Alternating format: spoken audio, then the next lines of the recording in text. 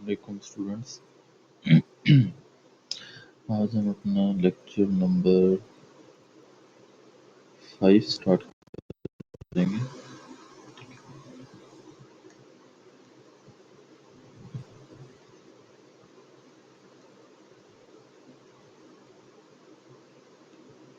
ठीक है, जिसमें हमने स्टार्टिंग में पहले एक मेन कॉन्सेप्ट हैं जिसके बारे में डिस्कस करना है। एक हमने इसमें डिस्कस करना है minor of element of matrix, और सेकंड वन है आपके पास cofactor of element of matrix. ठीक है, ये दो मेन कॉन्सेप्ट है जिसके बारे में हम आज पहले डिस्कस करेंगे। उसके बाद हम एक्सरसाइज नंबर 3.3 पे मूव करेंगे। यहाँ से पहले हमारी कुछ 7 और प्रॉपर्टीज हैं जो कि इम्पोर्टेंट पॉइंट्स हैं रिलेटेड टू मैट्रिक्स, उसको भी हम देख लेंगे। ठीक है, तो सबसे पहले हम बात करते हैं माइनर। माइनर क्या होता है? माइनर ये होता है कि आपने क्या करना है, आपने एक मैट्रिक्स हमारे पास, अब मेनली तौर पर हम इसमें बात करेंगे माइनर को फैक्टर जो है ना, मेनली जो है कोई 3/3 के मैट्रिक्स का मेनली जो है वो हम कंप्यूट करते हैं, क्योंकि इसमें जो आपके पास क्या होता है, ऑर्डर होता है वो 3 या 3 ज़्यादा होना चाहिए। वजह क्या है? वजह हम तो थोड़ा सा आगे इसके माइनर्स को देखेंगे तो आपको चीज़ें थोड़ी सी क्लियर होंगी, तो वहाँ पे आपको आइडिया होगा कि 3/3 का ही क्यों। ठीक है, यहाँ 3/3 और उससे ऊपर ही क्यों 2/2 का माइनर को फैक्टर क्यों नहीं फाइंड आउट कर सकते। ठीक है, तो वो चीज़ें वैसे आगे जाके डिस्कस करते हैं अभी। अब हम एज्यूम कर लेते हैं हमारे पास एक मैट्रिक्स है, ये इसमें आपके पास एलिमेंट A11 है, A12,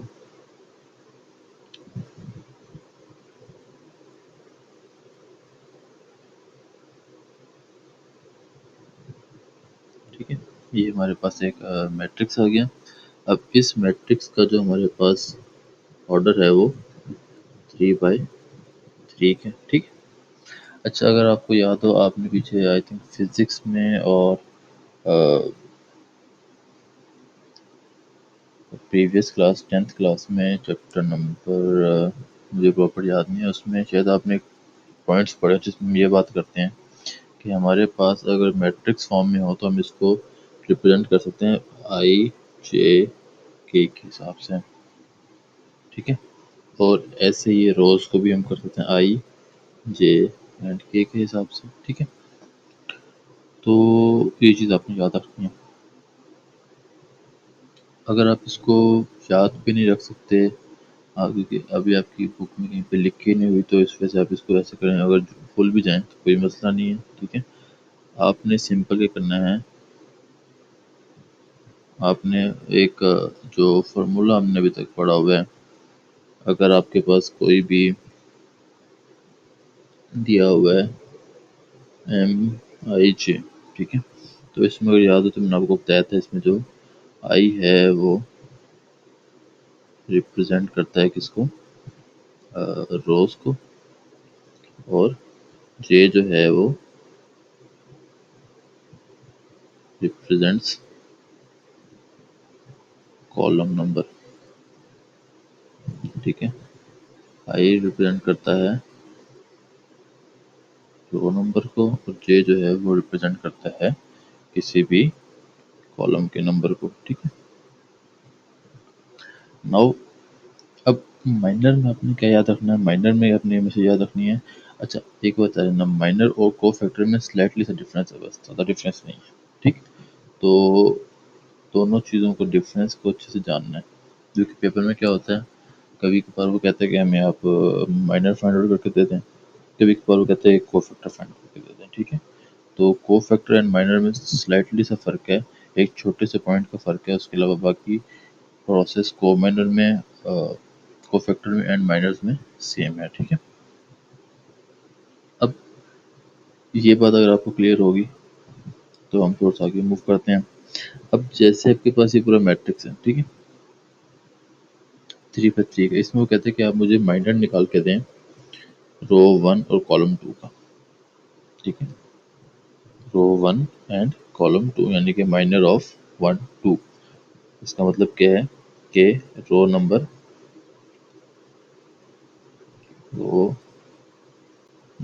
1 एंड कॉलम नंबर 2। ठीक है, तो अगर हम यहाँ से देखें तो आपके पास रो नंबर 1 कौन सी बनती है। तो इसको हम ना ज़रा सा कॉपी पेस्ट करके ना नीचे ले आते हैं, क्योंकि हमें इसको नीचे ज़रूरत पड़ेगी ज़रा। नहीं वो कॉपी,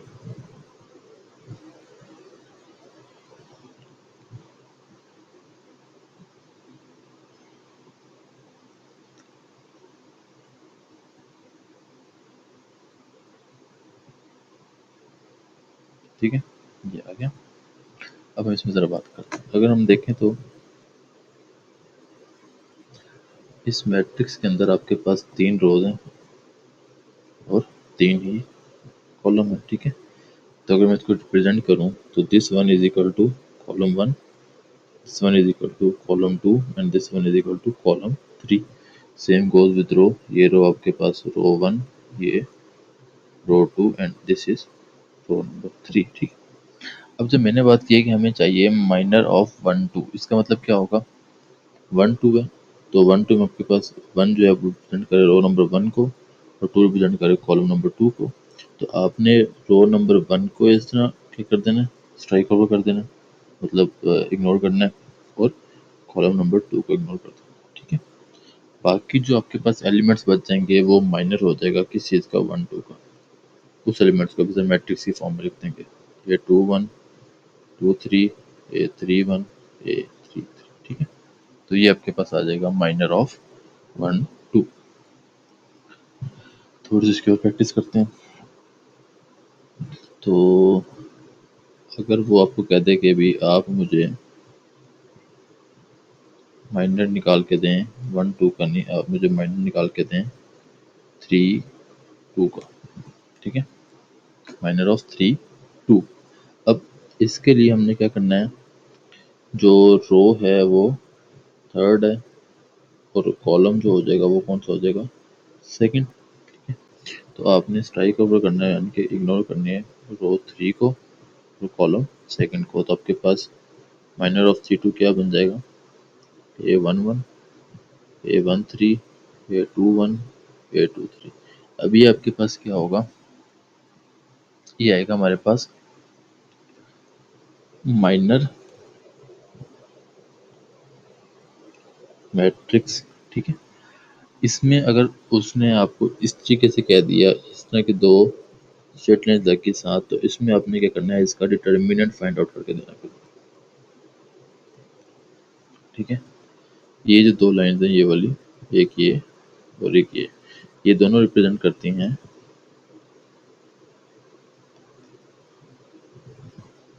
डिटर्मिनेंट को। ठीक, तो वो अगर माइनर के इर्द गिर्द आपके पास दो लाइंस नजर आएंगी तो आपने क्या करना है, डिटर्मिनेंट फाइंड आउट करना है, अदरवाइज आपने डिटर्मिनेंट फाइंड आउट नहीं करना। ठीक है, और माइनर को हम रिप्रेजेंट करते हैं कैपिटल एम लेटर से। क्लियर, होप सो यहाँ तक आपको क्लियर होगी चीज़ें। Now second point, cofactors. Cofactors को हम रिप्रेजेंट करते हैं कैपिटल लेटर ए से। ठीक है, और कोफैक्टर्स और माइनर में आपके पास जो फ़र्क है वो जस्ट एक छोटे से एलिमेंट का है, वो है कि स्टार्टिंग में आपके पास एक साइन आया था नेगेटिव का, जिसको हम क्या कहते हैं कि वो कोफैक्टर में आया था। ठीक है, कि ये वाला फैक्टर खास तौर पे।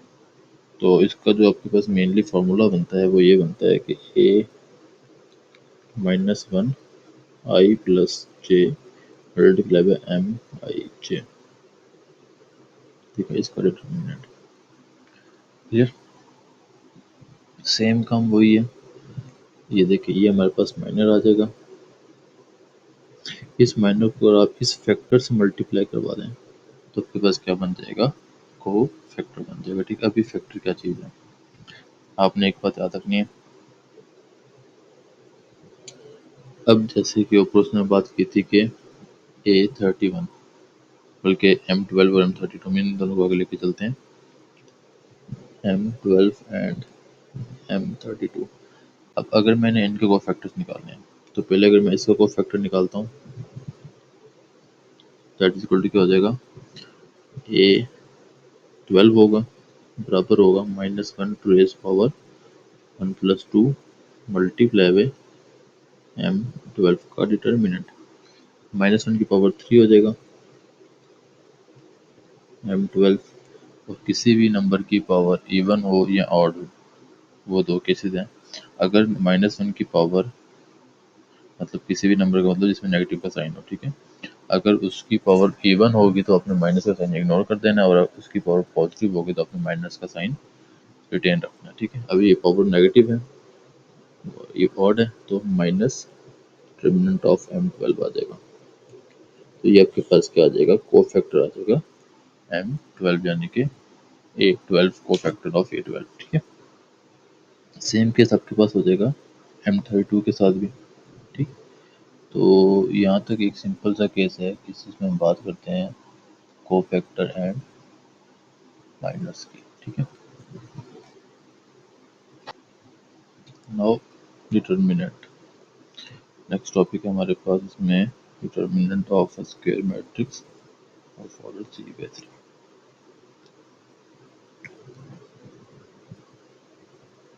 अच्छा, इससे पहले हम वो बात करते हैं कि हमने कहा था कि हम 2/2 का मैट्रिक्स का कोफैक्टर माइनर क्यों नहीं लेते। तो अगर हम देखें तो आपके पास अगर मैंने 3/3 का मिनिमम 3/3 है, 4/4 भी जा सकती है बात, ठीक है। अब मैंने अगर 3/3 के लिए, तो आपके पास जो अंदर फर्दर मैट्रिक्स बन रहा है वो ऑर्डर बन रहा है 2/2 का, ठीक है।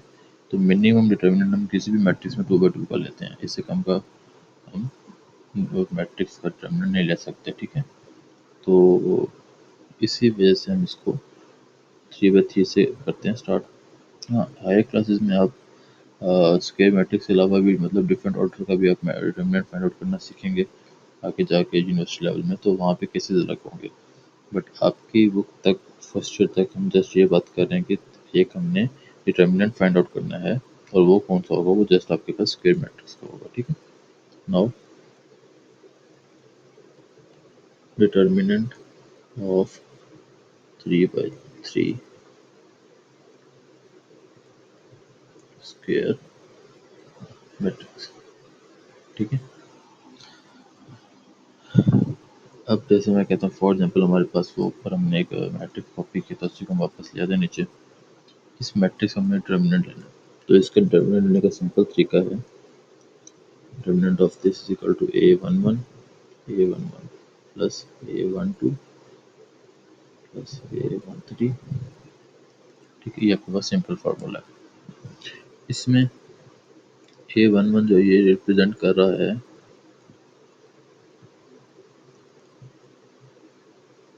एलिमेंट ऑफ मैट्रिक्स, और जबकि हमारे पास जो ये है ये रिप्रेजेंट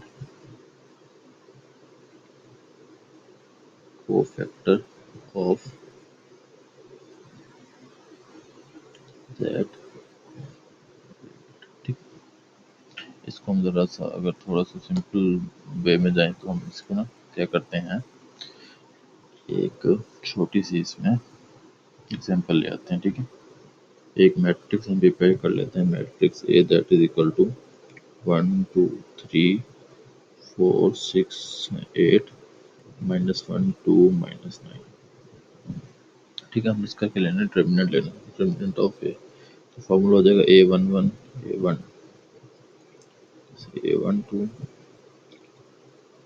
3, ठीक है। अब हमारे पास इन छोटे एलिमेंट्स की तो वैल्यू है, इसकी भी है, इसकी भी है और इसकी भी है। इन कैपिटल ए की वैल्यूज फाइंड आउट करनी है, तो पहले हम कैपिटल की वैल्यूज फाइंड आउट कर लेते हैं। फार्मूला में याद है A11 that is equal to -1 की पावर 1+1 डॉट M11 का डिटर्मिनेंट, ठीक है। तो M11 निकालते हैं, क्या आएगा, M11 है फर्स्ट रो, फर्स्ट कॉलम को स्ट्राइक ओवर कर देना है, पीछे आपके पास बच जाएगा 6 8 2 एंड -9, ठीक है। तो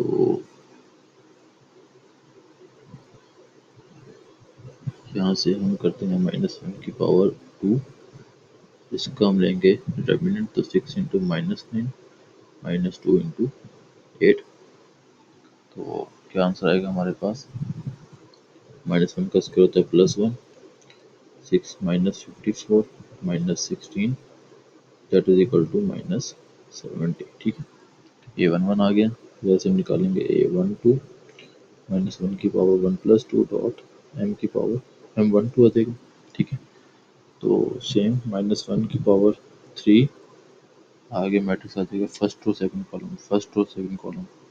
तो इसमें आपके पास जो स्ट्राइक ओवर चीज़ें होंगी वो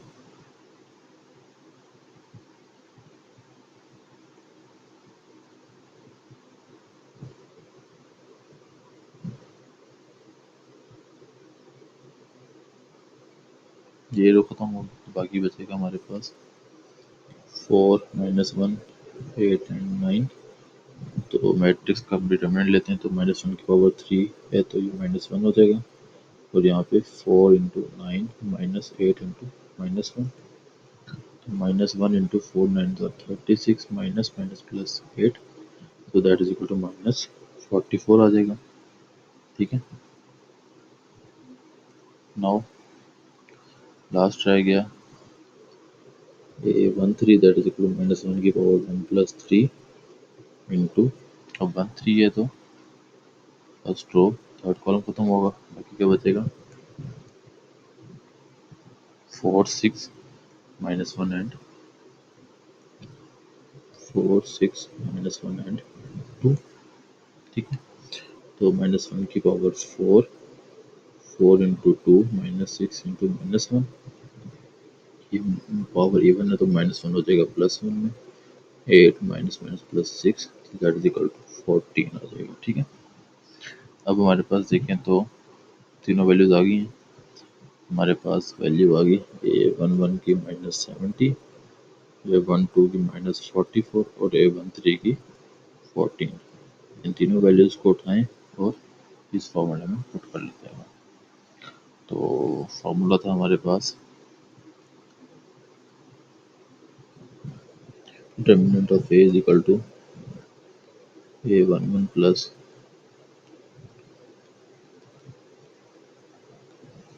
ठीक है, इसमें हम पुट करते हैं वैल्यूज का। तो A11 हमारे पास क्या है 1, 1 × -70 प्लस A12 कितना है 2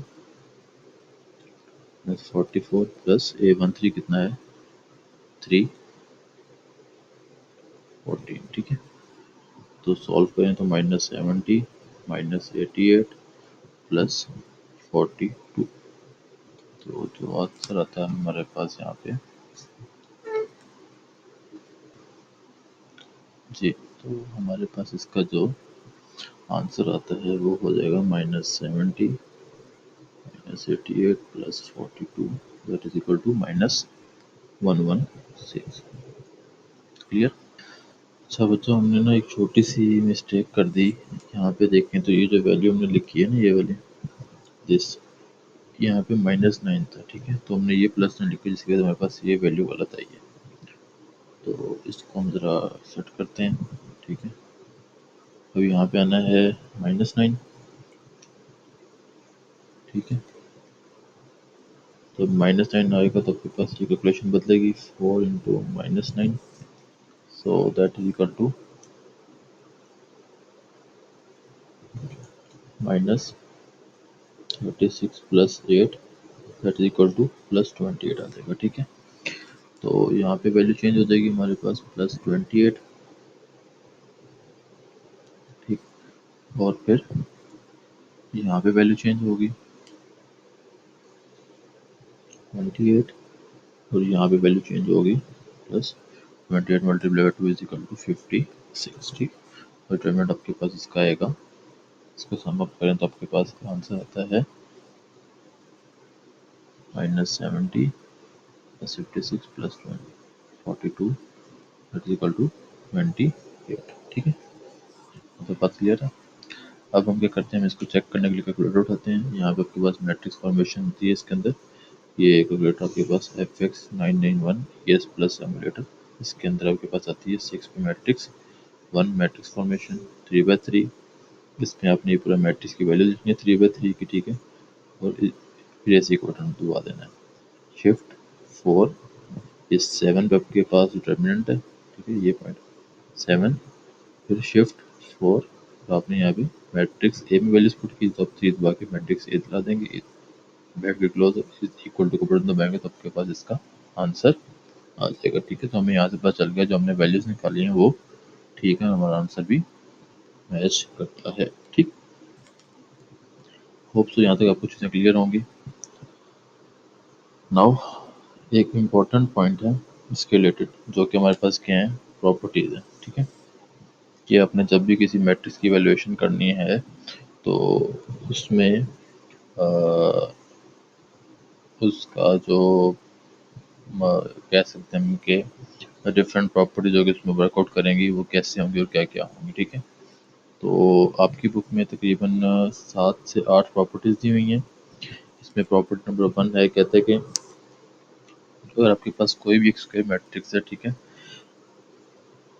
आप अगर उस मैट्रिक्स ए का डिटर्मिनेंट लेते हैं, जैसे मैं कहता हूँ कि 1 2 3 4 ये मैट्रिक्स, अगर मैं इसका डिटर्मिनेंट लेता हूँ तो क्या आएगा, 4 × 1 -3 × 2 दैट इज इक्वल टू 4 -6 -2, ठीक है। अब वो कहते हैं कि आप इसके ट्रांसपोज का डिटर्मिनेंट लेंगे, ठीक है, इस मैट्रिक्स के ट्रांसपोज का, तो वो भी क्या होगा, सेम आएगा। लेके चेक कर लेते हैं। ये ट्रांसपोज क्या आएगा, 1 2 3 4, इसका डिटर्मिनेंट लें 1 to 4 - 3 × 2 that is equal to 4 -6 that is equal to -2। तो इसका मतलब क्या है कि determinant of A is equal to determinant of A transpose. ये आपकी प्रॉपर्टी नंबर 1 है, ठीक है। प्रॉपर्टी नंबर 2 में क्या बात करता है कि अगर एक स्क्वायर मैट्रिक्स ए में दो रो को या दो कॉलम्स को हम इंटरचेंज कर देते हैं तो रिजल्टिंग मैट्रिक्स होगा वो नेगेटिव ऑफ डिटर्मिनेंट हो जाएगा। मतलब ये बात कर रहा है कि आपके पास अब ऊपर ये दिया हुआ है एक, ठीक है, ये प्रॉपर्टी नंबर 1 थी। अब प्रॉपर्टी नंबर 2 आ जाती है। हमारे पास एक मैट्रिक्स दिया हुआ है, ए इज इक्वल टू 1 2 3 4, ठीक है। मैं इन दोनों रोज को इंटरचेंज कर देता हूँ, ठीक। इंटरचेंज करने से क्या मुराद है कि 3 4 ऊपर आ जाएगा और 1 और 2 नीचे आ जाएगा, ठीक है। तो अब इसका डिटर्मिनेंट लें अगर, तो क्या आएगा, 3 × 2 -4 × 1, ठीक है। तो 6 -4 दैट इज इक्वल टू 2। अब डिटर्मिनेंट ऑफ ए क्या आ गया, 2। लेकिन अगर हम ऊपर देखें तो हमारे पास इंटरचेंज करने से पहले डिटर्मिनेंट क्या था, -2, ठीक है। तो ये तो देखो, दोनों में फ़र्क आ गया। अब ये बात कर रहे हैं कि जब आप किसी भी रोज़ को आपस में इंटरचेंज करेंगे तो जो डिटर्मिनेंट होगा उसको आप माइनस से मल्टीप्लाई कर दो, तो जो आंसर होगा वही आपका उसका इंटरचेंज करने के बाद डिटर्मिनेंट आएगा, ठीक है। फिर प्रॉपर्टी नंबर 3 आती है कि अगर क्या हो, किसी भी मैट्रिक्स में दो आइडेंटिकल रोज आ जाएं या आइडेंटिकल कॉलम आ जाएं तो उसका डिटर्मिनेंट हमेशा क्या होगा, 0 होगा। चेक कर लेते हैं इसको भी।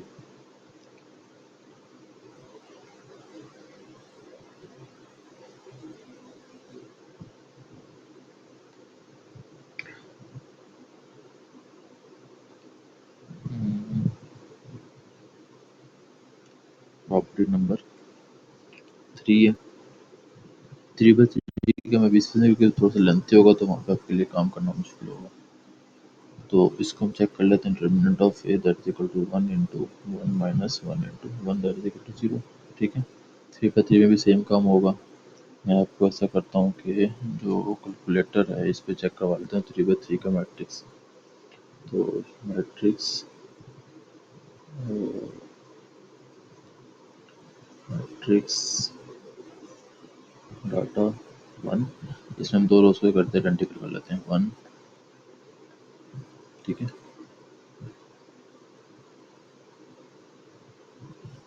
ठीक। तो इसको हम लेते हैं डिटर्मिनेंट। तो 0, ठीक है। देन आता है कि अगर कोई भी स्क्वायर मैट्रिक्स में रो की या कॉलम की एंट्री 0 हो जाए तो डिटर्मिनेंट 0 हो जाता है। तो ये असल में अभी तक हमने एक्सपेंडिंग ऑफ मैट्रिक्स नहीं पढ़ा, हमने डिटर्मिनेंट पढ़ा है जस्ट एक मेथड जिसे हमने बोला है कोफैक्टर मेथड, ठीक है। जो सेकंड मेथड है, मैं आपको बता दूँ, डिटर्मिनेंट हम निकालते हैं ना 3/3 का, डिटर्मिनेंट ऑफ 3/3 मैट्रिक्स, वो दो तरीके से होता है। एक होता है उसमें कोफैक्टर मेथड है और second one is expansion method, ठीक है। हमने जस्ट अभी ये वाला मेथड किया है, ये मेथड हमने अभी तक नहीं किया, ठीक है। तो इसमें हम एक्सपेंशन करते हैं 3/3 के ही मैट्रिक्स की, तो वहाँ से भी डिटर्मिनेंट हम फाइंड आउट कर सकते हैं। तो वो मेथड हम थोड़ी देर तक करेंगे, तो फिर मैं आपको समझा दूँगा उसमें भी। तो फिलहाल के लिए अब अभी ये बात आती है कि जब एक्सपेंशन करेंगे तो मैं आपको चीज़ समझा दूँगा कि जब कोई भी रोज़ के सारे मैट्रिक्स के, कोई भी मैट्रिक्स के रोज़ या कॉलम में एक लाइन या एक कॉलम 0 होता है तो उसका डिटर्मिनेंट हमेशा क्या होगा, 0 होगा। ये हम बात वहाँ पे प्रूव कर लेंगे, ठीक है। अच्छा, नेक्स्ट हमने है प्रॉपर्टी नंबर 5, ठीक है। प्रॉपर्टी नंबर 5 में बात करता है कि अगर आपने किसी भी रो की या कॉलम के जो एंट्रीज हैं उसको किसी भी नंबर से, यानी कि नंबर क्या है कि स्केलर नंबर कोई भी, ठीक है, मल्टीप्लाई करवाते हैं तो जो रिजल्टेंट मैट्रिक्स का डिटरमिनेंट होगा वो भी उसी नंबर से बढ़ जाएगा, ठीक है। यानी कि हम देख लेते हैं अभी प्रॉब्लम नंबर 5 है, आपके पास मैट्रिक्स है, वही सेम जो ऊपर चल रहे हैं वही लेके चलेंगे 1 2 3 4। इसका डिटरमिनेंट हमने निकाला था, ये आया था -2, ठीक है।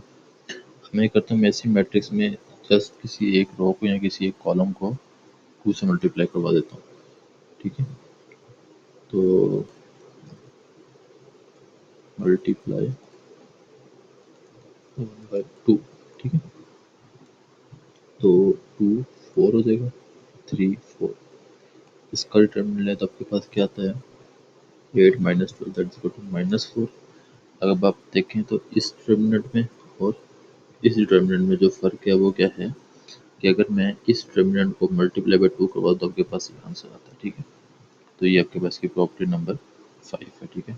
यानी कि सिंपल ये बात कर रहा है कि अगर आपने किसी भी मैट्रिक्स के रोज़ की एंट्रीज़ को या किसी भी मैट्रिक्स के कॉलम की एंट्रीज़ को आपने किसी स्पेसिफिक नंबर से मल्टीप्लाई करवा दिया है, ठीक है, फिर आप उसका डिटर्मिनेंट लेते हैं तो जो आंसर आएगा, ठीक है, वो आंसर सेम उसी मैट्रिक्स के जो पिछला डिटर्मिनेंट था उसको आप उस नंबर से मल्टीप्लाई करवा दें तो उसी के बराबर हो। और फिर क्वेश्चन प्रॉपर्टी नंबर 6 कहते हैं कि अगर किसी भी entry of row column square matrix की इसमें आपके पास दो टर्म्स आ जाएं, दो टर्म्स का मतलब क्या है कि वो इस तरह ऐड अप हो रही हो, ठीक है।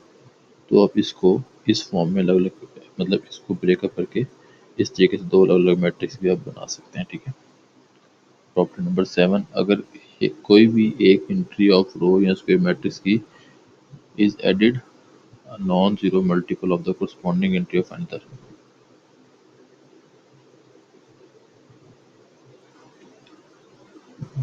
मैट्रिक्स, अच्छा इसको हम देख लेते हैं प्रॉपर्टी नंबर 7 को नीचे। ये प्रॉपर्टी नंबर 7 आ गई, ठीक है। कहते हैं कि अगर कोई भी रो या कॉलम डिटर्मिनेंट का multiply by non zero number के, मतलब आप किसी भी मैट्रिक्स के रो या कॉलम को एक नॉन जीरो नंबर से मल्टीप्लाई करवाते हैं और फिर रिजल्ट को हम ऐड कर लेते हैं corresponding entries of another row, ठीक है। मतलब आपने इस नंबर रो को एक नॉन जीरो नंबर से मल्टीप्लाई करवाया और इसको ऐड कर दिया किसी और कॉलम में, ठीक है। तो वैल्यू ऑफ डिटर्मिनेंट है वो चेंज नहीं होगी, ठीक है। उसने नीचे आपके पास एग्जांपल दी हुई है, हम इसको चेक कर लेते हैं। ये एक उसने 4/4 का मैट्रिक्स दिया हुआ है हमारे पास, ठीक है। कॉलम 1 2 3 4 4 कॉलम थे।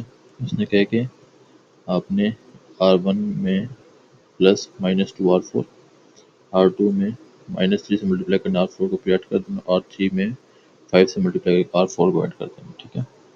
यानी कि उसने ये कहा है कि R1 में आपने ऐड करना है R4 को, लेकिन पहले आपने उसको -2 से मल्टीप्लाई करवाना है। फिर आपने R2 में ऐड करना है R4 को, लेकिन आपने उसको -3 से मल्टीप्लाई करवाना है। तो फिर R3 में आपने ऐड करना है R4 को, लेकिन आपने उसको पहले 5 से मल्टीप्लाई करवाना है, ठीक है। मतलब यानी कि वही बात जो ऊपर की है कि आपने रो या कॉलम को किसी एक नॉन 3 नंबर से पहले मल्टीप्लाई करवाना है, फिर आपने उसको किसी और रो या कॉलम में ऐड कर देना है। अगर आप रो को मल्टीप्लाई करवा रहे हैं तो रो में ऐड करेंगे, और आप कॉलम को मल्टीप्लाई करवाएं तो कॉलम में ही ऐड करेंगे, ठीक है। उसको करने के बाद आप जब उसका डिटर्मिनेंट लेंगे तो आपके पास क्या होगा, वही आएगा जो कि बिना इस प्रोसेस के आना चाहिए, ठीक है। तो यहाँ तक होप सो बात क्लियर होगी। नाउ प्रॉपर्टी नंबर 8 पे जाते हैं। अगर मैट्रिक्स जो है ट्रायंगुलर फॉर्म में हो तो वैल्यू जो उसकी डिटर्मिनेंट की होगी in the product of entry on it's main diagonal, ठीक है। मतलब कि अगर आपके पास कोई भी मैट्रिक्स जो ट्रायंगुलर फॉर्म में, मतलब एचेलॉन फॉर्म में, एचेलॉन फॉर्म में, इसके ऊपर या नीचे वाली वैल्यूज़ क्या हैं, जीरो हैं डायगोनल के, तो जो उसके डिटर्मिनेंट की वैल्यूज़ होंगी वो उसकी जो उसकी एंट्रीज होंगी मेन डायगोनल की, उसका प्रोडक्ट के बराबर होंगी। देख लेते हैं प्रॉब्लम नंबर 8।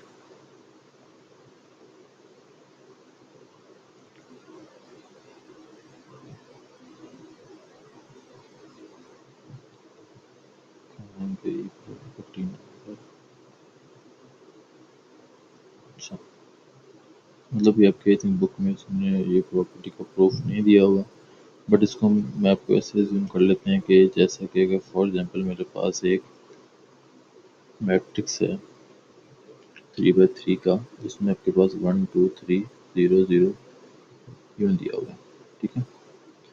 तो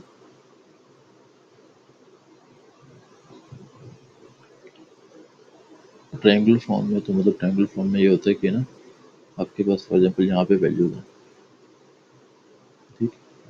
तो ये बात कर रहे हैं कि इसमें जो डिटर्मिनेंट होगा वो इस इंट्रीज का प्रोडक्ट लेना उसी के बराबर होगा, थ्री टू अस्सी, उसका डिटर्मिनेंट 6 आ जाएगा। इस तरीके से ये बात करना चाह रहा है, ठीक है। अगर हम इसको चेक करना चाहें तो चेक भी कर लेते हैं एक दफ़ा, ठीक है। अब हम देख लेते हैं यहाँ पे आके, मैंने डाटा यहाँ पे ऑलरेडी पुट कर लिया है, आपके पास डाटा सेम यही मैट्रिक्स का, ठीक है। तो हमारे पास डिटर्मिनेंट 6 आया था इसका, ठीक है। चेक कर लेते हैं, 7 determinant shift 4 matrix 4 is equal to 6, तो हमारे पास आंसर क्या है इसका, सेम है। तो 8 प्रॉपर्टी आपके पास इस चीज़ के बारे में डिस्कस करती है, ठीक है। प्रॉपर्टीज हमारी हो गई। अब नाउ हमारे पास इसमें दो मेन पॉइंट्स रह गए इसके, एडजॉइंट एंड इनवर्स, ठीक है। तो एडजॉइंट में क्या होता है कि सिंपल जैसे हमने 2 by 2 का निकाला था वो चीज़ तो नहीं होगी, वो थोड़ा सा डिफिकल्ट होगा।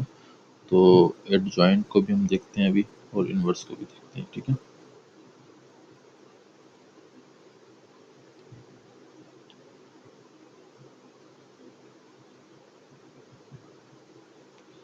अगर हम ये बात करते हैं, कोई भी मैट्रिक्स ए आपके पास, ठीक है,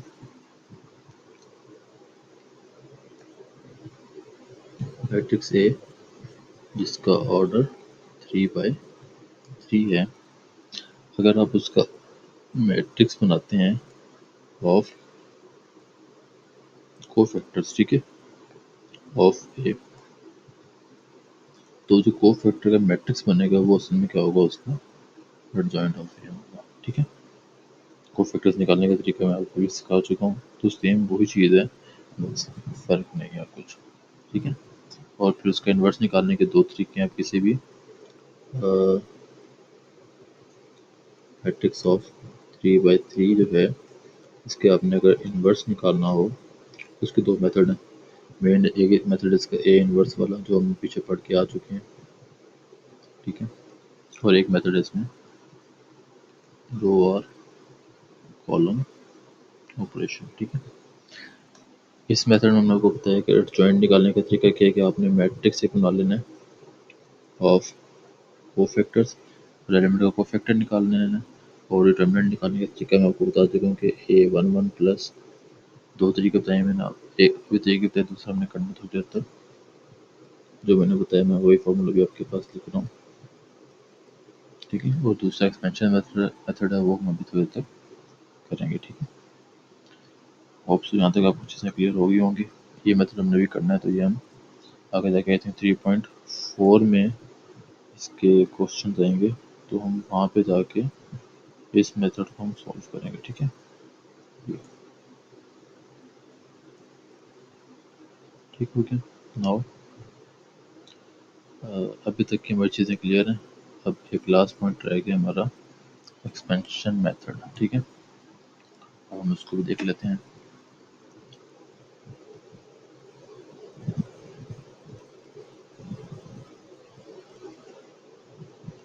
ठीक है, हमने ऊपर एक मैट्रिक्स जिसका हमने डिटरमिनेंट निकाला था, ये वाला। हम सेम यही काम करते हैं कि हम इसी मैट्रिक्स को ले लेते हैं दोबारा।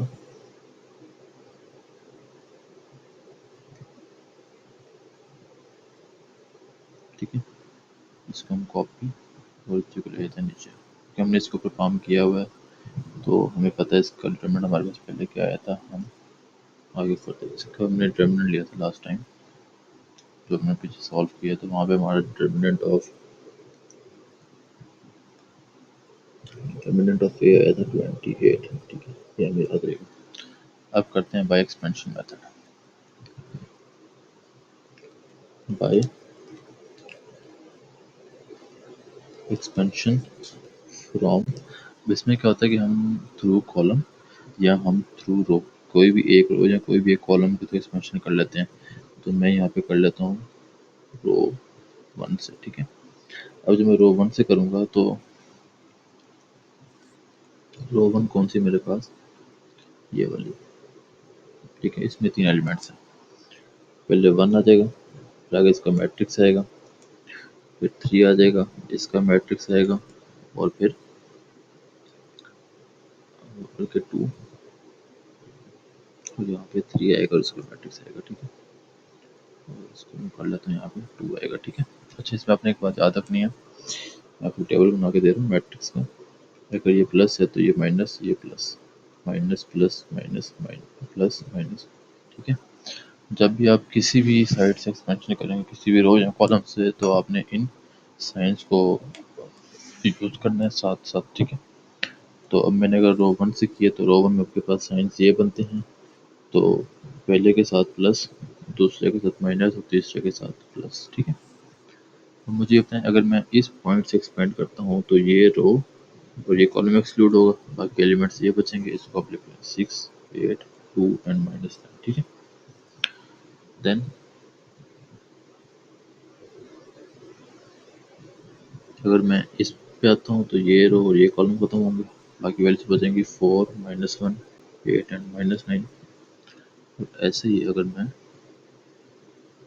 इसको करता हूँ तो मेरे पास वैल्यूज बचेंगी 4, 6, -1 एंड 2। ठीक है, अब इन 2 by 2 के मैट्रिक्स का भी डिटरमिनेंट ले लें। 6 into -9, -2 into 8, -2 into 4 into -9, minus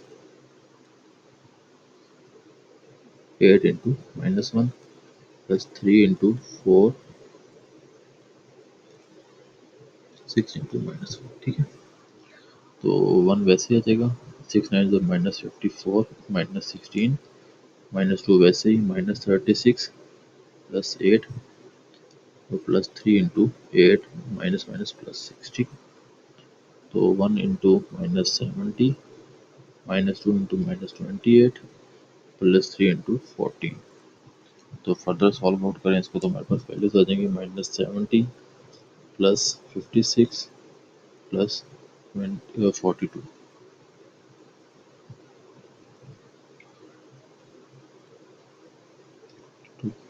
तो सॉल्व आउट करने के बाद सब पता चलेगा 28। तो ये इसका determinant same as it is हमारे पास पीछे आंसर था उसी के बराबर है। तो ये हमारे पास सिंपल है एक्सपेंशन मेथड। ठीक है, नाउ एक्सरसाइज 3.3 स्टार्ट करने से पहले तक हमें जितने कॉन्सेप्ट्स की नॉलेज के बारे में पता होना चाहिए था, हमने वो सारे कॉन्सेप्ट्स तकरीबन इस वीडियो में कवर कर लिए हैं। ठीक है, अब हम नेक्स्ट वीडियो में अपनी एक्सरसाइज 3.3 जो है उसको स्टार्ट करेंगे, जिसमें आपके पास शुरू के कुछ क्वेश्चन आपके पास जो हमने आर्ट प्रॉपर्टीज पढ़ी है मेनली उसके बारे में डिस्कस होगा, और उसके बाद आगे फर्दर फुल फ्लेज क्वेश्चन आएंगे। ठीक है, तब तक के लिए हाफिज़, मिलते हैं इंशाल्लाह अगली वीडियो में।